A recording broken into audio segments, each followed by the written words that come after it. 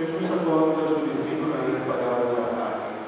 Paese portavate al segno innanzitutto nel mio bondad e davate a menosprezia tu sovrano. E la visana. Un día dos hombres subían al templo a mesa. Un daba al fariseo y otro daba al cobrador de impuestos. El fariseo arrestó y arresta Dios. Le llamamos Dani.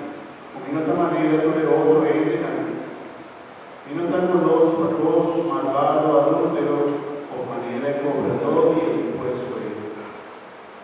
Y te ayuda 2 días a la semana. Y te da un décimo de lo que me gana. Ma el cobrador de impuestos habita para a una distancia y no atribuye ni hizo su bobo en el cielo. Y la bate viva su pecho como señal de arrepentimiento y vista. Señor, ten misericordia de mí, un pecador. Y te vista mozo, el cobrador de impuestos ella va en casa de justificar, pues su estudiante cual su mes lo que era humillar, mas su humillar su mes lo que era más. Palabra